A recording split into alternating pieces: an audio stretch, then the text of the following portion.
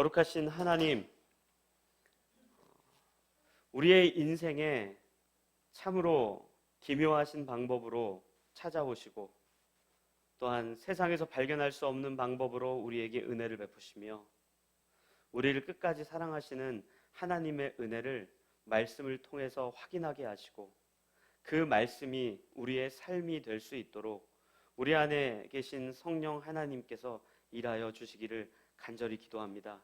주님, 바라옵기는 이 말씀을 묵상할 때마다 주께서 우리와 함께 동행하시는 그 은혜를 라이프교회 모든 가족이 경험하게 하여 주십시오. 예수 그리스도의 이름으로 기도합니다. 아멘. 우리가 성경과 기독교 역사를 살펴보면 하나님의 굉장히 기묘하신 은혜가 어떻게 우리 가운데 있는지를 발견하게 됩니다. 하나님께서 역사를 어떻게 인도하셨고 교회를 어떻게 세우셨으며 교회를 어떻게 인도하셨는지 우리가 말씀과 역사를 통해서 확인할 수 있는 방법들이 굉장히 많습니다. 그 가운데 빠지면 안 되는 것이, 제가 참 이런 얘기하기 그렇지만 고난과 고통입니다. 여러분들이 잘 아시는 것처럼 기독교 역사에서 고난과 고통이 절대 빠지지 않습니다. 구약 성경을 살펴보아도 이스라엘 백성들에게 찾아온 고난, 또 신약 성경을 살펴보아도 교회에 찾아온 고난, 그리고 우리가 살아가면서 경험했던 수많은 고난들이 우리 인생에서 차지하는 비중이 절대 적지 않습니다. 특별히 성경을 읽다 보면 사도행전이라고 하는 본문에 그 고난의 역사가 굉장히 잘 기록되어 있습니다. 그 중심에 사울이라고 하는 한 사람이 있습니다. 얼마나 교회를, 그러니까 예수를 그리스도라고 고백하는 성도들을 핍박하고 괴롭혔으면 그가 다마스커스로 가는 길 위에서 예수님이 그를 만나 주실 때 이 사울이 묻습니다. 당신 누구입니까? 그랬더니 예수님께서 자신을 뭐라고 표현하시는가 하면 나는 네가 핍박하는 예수다 라고 할 정도로 그때 당시에 고난의 역사가 굉장히 많이 기록되어 있습니다. 그런데 여러분들 한번 생각해 보십시오. 교회에 고난과 고통이 찾아왔을 때, 특별히 사도행전을 살피다 보면은 사울이라고 하는 한 사람이 교회를 핍박하고 예수를 믿는 사람들을 잡아가고, 심지어 사도행전 7장에 보면 스데반이라고 하는 한 사람이 순교하기까지 굉장히 많은 사람들이 괴롭히고 못 살게 굴었거든요. 그때 그 고난과 고통 앞에 교회는 어떻게 되었습니까? 훨씬 더 단단해졌습니다. 훨씬 더 강력하게 복음을 전달했습니다. 그 본문이 사도행전에 기록되어 있는데 제가 여러분들에게 좀 읽어드릴게요. 한번 잘 들어보십시오. 사도행전 8장입니다.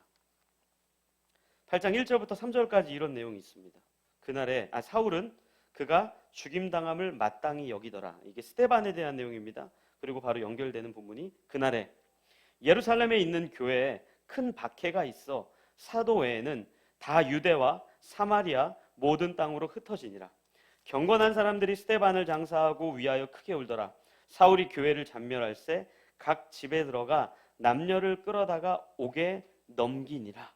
아멘. 이렇게 끝나요. 그런데 바로 이어지는 그 본문에서 4절에서 이렇게 이어집니다. 들어보십시오.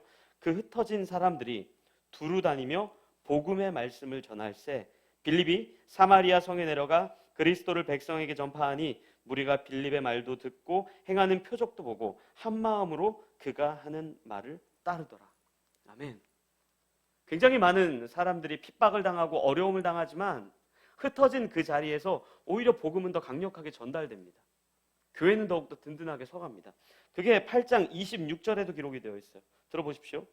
주의 사자가 빌립에게 말하여 이르되 일어나서 남쪽으로 향하여 예루살렘에서 가사로 내려가는 길까지 가라 하니 그 길은 광야라.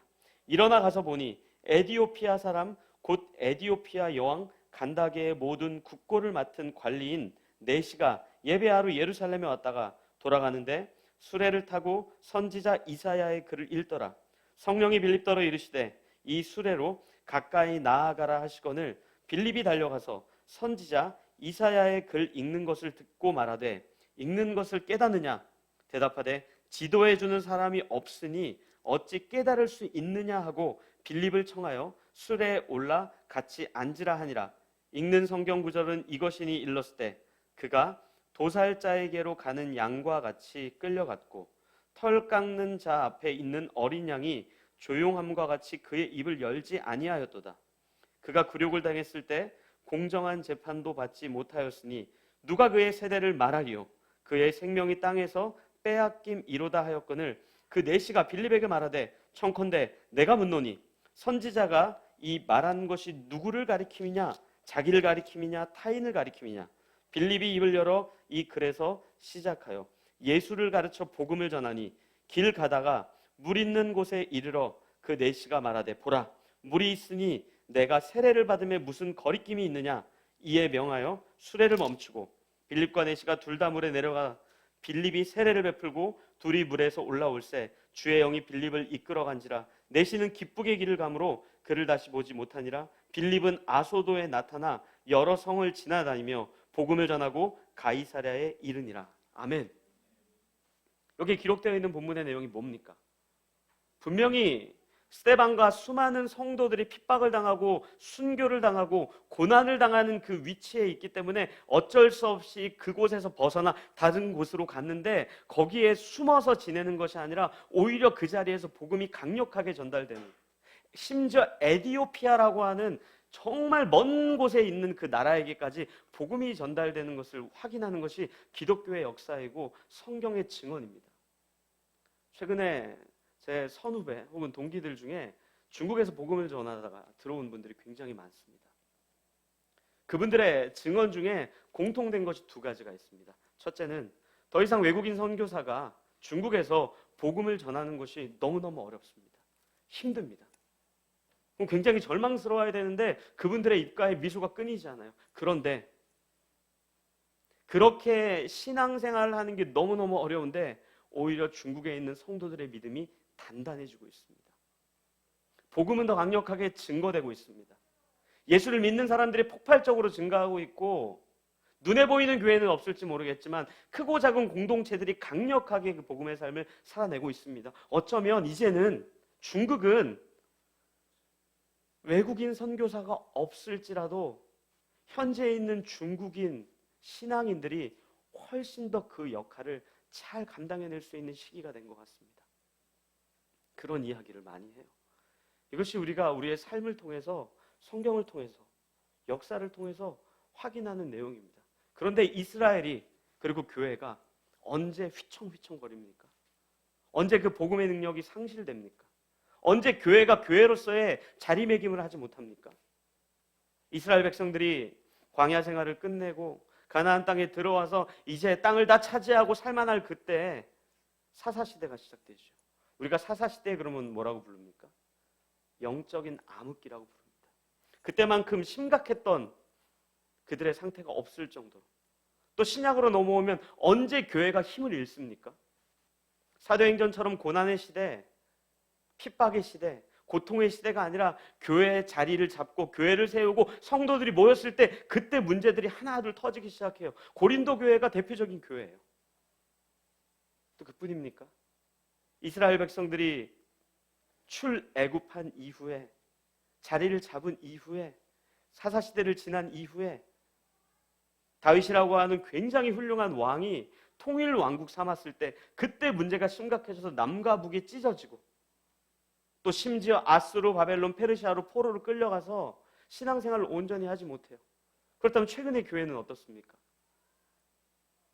본문에도 나와 있는 것처럼, 사도행전에 기록되어 있는 것처럼 이스라엘 백성들이 로마의 통치 아래 지배를 받을 때, 유대인들의 눈치를 받을 때 그들의 힘이 약해지지 않았어요. 언제 약해집니까? 기독교가 국교로 공인되었을 그때, 정치와 종교가 야합을 하고 힘을 얻을 그때 교회는 힘을 완전히 잃어버립니다. 사탄은 처음부터 그리고 지금까지 그리고 영원히 교회를 흔들어낼 겁니다. 그런데 사탄의 교회를 흔들어대는 방법은 우리의 목을 쪼우고 우리의 목숨줄을 끊어놓겠다, 우리를 협박하는 것이 아니라 점점 더 교묘한 방법으로 하나님의 나라, 이 땅에 완벽한 하나님의 나라는 아니지만 천국에 있는 그것을 그대로 투영한 하나님의 나라를 쥐고 흔들 거예요. 오늘 여호수아 9장에 하나님께서 일하시는데 사탄이 교묘하게 어떻게 이스라엘 백성들을 흔드는지 오늘 본문에 기록되어 있어요. 오늘 이 본문은 여러분들도 다 지금까지 함께 여호수아를 묵상했기 때문에 너무 잘 아실 겁니다. 여리고성 전투를 마치고 아이성 전투를 마치고 이 여리고성과 아이성 전투에 승리했다는 이야기가 가나안 땅에 전반적으로 퍼지기 시작합니다. 그랬더니 많은 사람들이 이야기하는 거죠. 전쟁의 어떤 결과나 전투력의 싸움이나 이런 것들이 아니라 그들이 믿고 있는 하나님께서 도움을 주셔서 그들이 자꾸 승리하는데 우리가 단순하게 전투력을 비교해서 전쟁하면 큰일 난다. 그렇기 때문에 이 가나안에 있었던 7 족속들이 연합군을 만듭니다. 이제 우리가 우리 땅에 들어온 이 이스라엘 백성들과 싸워야 될 텐데 한 족속만 싸워도 충분히 이길 만한 전투력인데 가만 보니까 하나님이 도우셨기 때문에 우리 혼자 힘으로는 도저히 감당할 수 없으니 우리 함께 힘을 뭉칩시다 라고 뭉치기 시작해요. 그런데 그 중에 기브온이라고 하는 지역에 머물던 히위 족속 사람들이 다른 계획을 세우는 거예요. 어떤 계획을 세우죠? 너희들은 뭉쳐, 우리는 그렇게 하지 않을 거야. 그래서 교묘하게 분장을 합니다. 우리는 가나안 사람이 절대 아닙니다. 그 연합군에 우리는 들어가지 않습니다. 우리는 저기 멀리에 있는 사람인데 멀리에서 하나님에 대한 이야기를 듣고 당신에게 찾아와서 우리 동맹을 맺읍시다. 우리 연합을 합시다. 우리 좀 친하게 지냅시다 하고 들어오는 게 오늘 이 본문이에요. 아마 여러분들 기브온을 포함한 7 족속이 이스라엘 백성들에게 총은 없었겠죠. 그때 칼과 창을 가지고 나와왔다라고 한다면 이스라엘 백성들이 여리고성이나 아이성 전투에서 승리했던 경험이 있었기 때문에 분명히 충분히 하나님께 묻고 뜻을 구하고 하나님 여차저차해서 이렇게 됐는데 하나님 좀 어떻게 할까라고 물어봤을지 몰라요. 아니면 그 사람들이 바알과 아세라를 섬기자라는 협박을 하면서 들어왔다라고 한다면 이스라엘 백성들이 하나님께 물어봤을 겁니다. 이런 상황에서 어떻게 해야 됩니까? 그런데 이 기브온이 화친 정책에는 이스라엘 백성들이 묻지 않아요. 심지어 여러분들도 이 여호수아 9장을 읽으셔서 아시겠지만 의도적으로 오늘 여호수아 9장은 이 조약이라고 하는 단어가 굉장히 반복해서 기록되어 있습니다. 얘기하는 거예요. 이스라엘 사람들 우리가 조약을 맺자. 우리가 조약을 맺자. 그런데 이 조약이라고 하는 단어가 히브리어로 베리트라고 하는 단어인데 이 베리트는 하나님과 이스라엘 백성들이 언약을 체결했을 때 똑같은 동일한 단어입니다. 그러니까 기브온 족속들이 이스라엘 백성들에게 찾아와서 우리와 언약을 맺자라고 이야기했을 때 여호수아를 포함한 모든 이스라엘 백성들은 하나님과 한 언약이 생각나지 않을 수가 없어요. 그게 신명기에 기록되어 있는데 신명기에서 하나님께서 이스라엘 백성들과 절대 언약 맺지 말라라고 이야기한단 말이에요. 그런데 왜 이런 말도 안 되는 일에 이스라엘 백성들이 넘어가 버립니까? 그게 8절에 이렇게 기록되어 있습니다. 우리가 8절 같이 읽도록 하겠습니다. 9장 8절입니다. 같이 읽겠습니다. 시작. 그들이 여호수아에게 이르되 우리는 당신의 종들이니이다 하매 여호수아가 그들에게 묻되 너희는 누구며 어디서 왔느냐 하니 아멘. 우리가 11절도 한 번 더 읽겠습니다. 시작. 그러므로 우리 장로들과 우리 나라의 모든 주민이 우리에게 말하여 이르되 너희는 여행할 양식을 손에 가지고 가서 그들을 만나서 그들에게 이르기를 우리는 당신들의 종들이니 이제 우리와 조약을 맺읍시다 하라 하였나이다. 아멘. 그들이 조약을 맺는데 뭐라고 이야기합니까? 이런 거예요. 여러분들, 여호수아 씨, 이스라엘 백성 여러분들, 우리 당신의 종입니다. 받아주십시오. 이 이야기를 하는 거예요. 이스라엘 백성들이 애굽 땅에서 얼마나 힘든 시간들을 보냈습니까?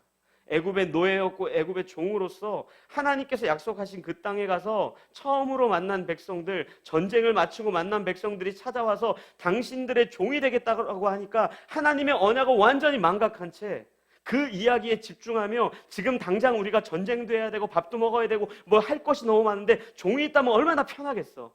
종이 있다면 얼마나 쉽게 가겠어. 종이 있다면 얼마나 든든하겠어라고 하는 거기에 혼란은 또 빠져버린 거예요. 여러분들, 사탄이 우리의 신앙을 건드릴 때 우리의 목을 조이면서 너 예수 믿지 말고 이제 딴 거 믿어. 알라를 믿을래? 힌두교로 올래? 이런 믿음의 도전들이 우리 인생에 많지 않아요. 한국이 경험했던 수많은 전쟁들 속에서 예수를 믿기만 하면은 죽였던 일들, 지금 사실 우리 인생 속에 일어나지 않습니다. 우리의 목을 조이고 누군가 우리를 밧줄로 묶고 우리를 어디에 가두고 너 예수만 안 믿는다 그러면 풀어줄게, 이런 도전들이 있을 것 같으십니까? 없습니다. 그런데 이 교묘하게 찾아온 기부원과 같은 일들은 우리 인생에 너무너무 많아요. 제가 코로나 기간을 겪으면서 몇 가지 생각이 좀 바뀌었습니다. 사실 저는 청년들에게 미안하긴 한데 스마트폰으로 말씀 보는 거 좋아하지 않았습니다. 이왕 볼 거면은 성경책으로 봐야지. 스마트폰이 뭐야? 근데 코로나 때 바뀌었습니다. 왠지 아세요? 너무 편하거든요. 편하다는 것은 이런 겁니다. 우리와 가깝게 더 할 수 있겠다. 책가방에다가 성경책을 들고 다니는 건 어려운데 스마트폰 다 들고 다니니까 언제든지 성경 어플리케이션을 켜가지고 말씀을 가까이 할 수 있기 때문에 내가 화장실에 있을 때든 지하철에 있을 때든 학교에서 공강이 있을 때든 밥을 먹을 때든 언제 어디서든지 말씀을 쉽게 볼 수 있어요. 그런 의미에서 굉장히 긍정적이에요. 그런데 말씀을 그렇게 가까이 하고 있음에도 불구하고 성경책으로 말씀을 볼 때보다 지금 더 못 보고 있다면 그거는 교묘하게 찾아온 기부원과 똑같습니다. 온라인 예배도 마찬가지예요. 얼마나 좋은 컨텐츠들이 많은지 몰라요. 클릭만 하면요, 우리나라에서 내노라 하는 분들의 설교, 성경 공부, 뭐 성경 강해, 심지어 외국에 있는 신학교에 있는 모든 내용들요, 저보다 더 여러분들 잘 알아들을 수 있어요. 그런데요, 현장에서 우리가 이렇게 예배를 참여하고 하나님을 찬양했었을 그때보다 지금 그렇게 편리하고 훨씬 더 많이 할 수 있음에도 불구하고 그때보다 우리의 신앙이 약해졌거나 하나님과 멀어져 있다면 그거 우리 인생에 찾아온 기부원과 같은 것들입니다. 사탄 우리 그렇게 흔들지 예전처럼 목을 조이면서 내 예수 믿지 마, 이렇게 우리에게 이야기하고 있지 않아요. 오늘 이스라엘 백성들에게 그 일이 일어난 겁니다. 저는 우리 라이프교회 가족들이 우리의 목을 조이고 우리의 신앙을 막고 우리가 신앙생활하지 못하게 하는 것이 아니라 지금 당장 눈에 보이고 달달해 보이는 것들, 달콤해 보이는 것들, 지금 당장 내 인생이 편하게 보이는 것들, 편리해 보이는 것들 때문에 하나님과의 관계가 멀어지거나 우리의 신앙이 약해지고 있다면 여러분들 돌이키셔야 돼요. 오늘 하나님께서 이 기브온이라고 하는 한 민족을 통해서 이스라엘 백성들을 교묘하게 흔드는 것이 무엇인지를 보여줄 뿐만 아니라 이 시대에 신앙생활하고 있는 우리에게 진짜 신앙이 무엇이고 우리가 주의하고 우리가 막아야 되고 우리가 돌아서야 되는 게 무엇인지를 알게 해주는 거예요. 주일날 예배를 드리러 오는 것, 나 예수 믿으니까 목에 십자가를 거는 것, 이것이 우리의 신앙의 전부가 아닙니다. 교묘하게 우리를 찾아오는 것들에 대해서 우리가 막아설 수 있어야 되고 우리가 그것들 하나님께 은혜를 구하며 돌아설 수 있어야 되고 우리 인생 속에 만약에 기브온과 같은 것들이 있다면 지울 수 있어야 돼요. 전 라이프교회 가족들이 그랬으면 좋겠어요. 스마트폰으로 말씀 보셔도 괜찮습니다.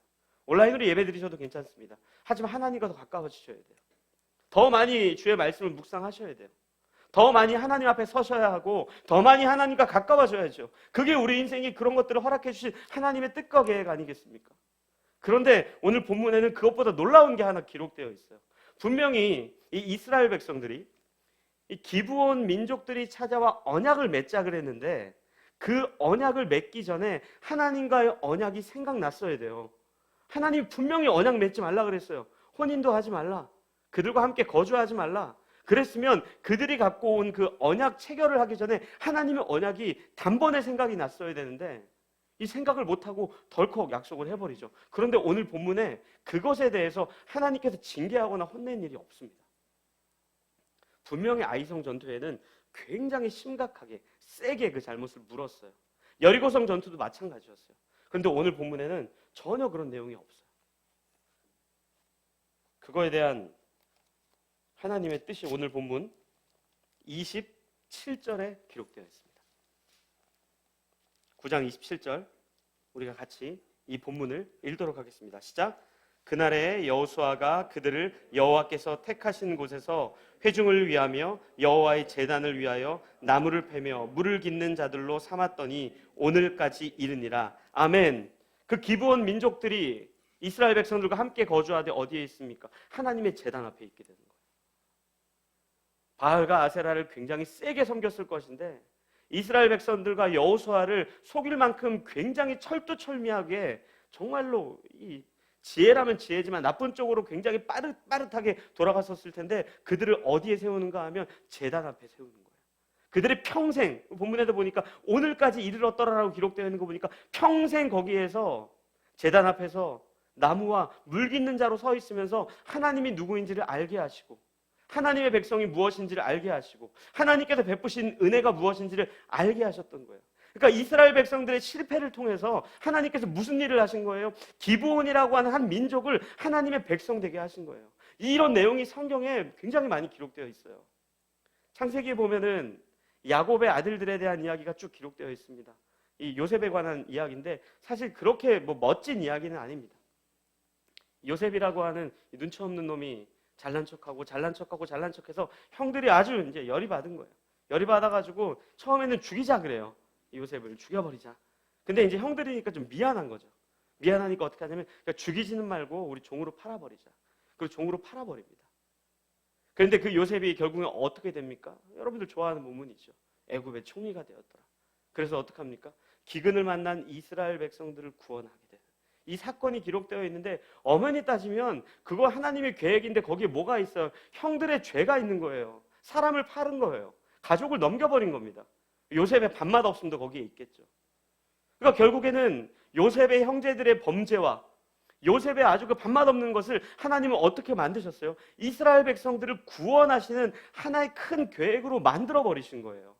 근데 여러분들이 그런 본문 읽을 때 오해를 하시면 안 되는 게 그렇기 때문에 우리가 죄를 지어도 되고 우리가 마음대로 살아도 된다 이런 게 아니라 하나님께서 우리의 실패나 우리의 죄악들을 통해서도 하나님께서는 하나님의 일하심을 만들어가지만 우리는 그런 본문을 보면서 범죄하면 안 되는구나, 죄 지으면 안 되는구나, 이 교육이 우리에게 들어가 있어야 돼요. 그런데 놀라운 것은 그것보다 훨씬 더 놀라운 것은 이스라엘 백성들에게 있어요. 여러분들 한번 생각해 보세요. 여호수아와 이스라엘을 속였던 기브온 사람들이 거기에서 같이 머무는 거예요. 괜찮았겠습니까? 저라고 한다면 몽둥이 들고 빠따 쳤을 것 같아요. 죄송합니다. 니네 놈들 때문에 내가 이게 뭐냐? 니네 놈들 때문에 이게 뭐냐? 요나가 니느웨 백성들에게 복음을 전하러 하나님 보내잖아요. 그때 뭐라 그래요? 하나님, 내가 저것들한테 어떻게 복음을 전합니까? 얄미워 죽겠는데 이 아수르란 나라가 이스라엘을 얼마나 많이 괴롭혔는데 쟤네들과 어떻게 같이 한솥밥을 먹을 수 있겠습니까? 어떻게 하나님 나라 백성이 될 수 있었겠습니까? 그거를 싫어하니까 도망갔던 거예요. 근데 자신들을 속인 기브온 사람들을 이스라엘 백성들 사이에 두고 둘 뿐만 아니라 저기 멀리 다른 땅에 므낫세 반지파나 르우벤이나 갓지파가 있는 그 땅이 아니라 제단을 섬기는 자로 계속 눈앞에 알짱알짱거리게 한 거예요. 여러분들 꼴배기 진 사람이랑 같이 밥 먹고 같이 신앙생활하는 거 쉽습니까? 굉장히 어렵습니다. 미치는 겁니다. 막 진짜 그 공동체가 싫어서 떠났는데 거기 가면 또 있어요. 그런 사람이. 그냥 그런 사람만 있으면 다행인데 그것보다 심한 사람이 또 있습니다. 거기. 그리고 또 옮겨요. 그럼 거기 가면 또 누가 있어요? 그것보다 한 10배는 심한 사람 또 만나요. 근데 여러분들 그 막 옮기고 그런 막 소가리를 핥고 막 짜증을 내고 화가 내는 그 과정 속에서 여러분들 어떻게 우리가 변하는 줄 알아요? 우리의 신앙이 성숙해져요. 우리의 실패와 우리의 한숨과 우리의 못남이 그냥 그것으로 그치는 것이 아니라 그때 우리 진짜 성숙해집니다. 수원에 가면요, 그 수원 기독초등학교가 하나 있습니다. 거기 처음 개교했을 때 별로 없었어요, 학생들이. 근데 학생들이 막 오고 부모들 오고 우리가 크리스찬 마인드를 가지고 아이들 교육시키자 그러고 막 모였어요. 근데 그 학교의 특징 중에 하나가 밤마다 장애를 갖고 있는 아이들이 꽤 있었습니다. 그래서 한 학기 정도 지났을 때 이제 학부모들이 찾아온 거예요, 학교에. 컴플레인을 한 거죠. 선생님, 반 아이들 중에 장애우들이 있어서 좀 힘듭니다. 장애우가 싫다는 건 아닌데 그 아이들을 위해 이렇게 한 반을 만드셔서 따로 하면 어떻습니까? 그러면은 이 공부에 대한 능률도 더 오를 것 같고 또 뭔가 또 좋을 것 같습니다. 그랬더니 그때 전체 학부모를 모아서 그 학교에서 무슨 발표를 했냐면 이렇게 발표를 했어요. 장애가 없는 부모님들 잘 들으십시오. 장애가 있는 아이들을 당신들의 자녀들이 돕습니다. 밥을 먹을 때 식판도, 책가방도 들어주기도 하고 도움을 줍니다. 그래서 여러분들의 자녀들이 이 아이들을 돕는다고 생각하는데 여러분들 그건 큰 오해입니다. 그 아이들이, 그 장애가 있는 아이들을 돕기 때문에 여러분들의 자녀들은 성숙해집니다. 그렇기 때문에 여러분들은 장애를 갖고 있는 아이들과 그 부모에게 감사하십시오. 그 아이들이 여러분들의 자녀를 성숙하게 만듭니다. 이런 이야기를 해요. 우리의 신앙이 여러분들 40일 특별 예배 딱 마치고 성경 통독하고 굉장한 일을 많이 했을 때 우리의 신앙이 깊어지는 것 같으십니까? 저는 안 그랬어요.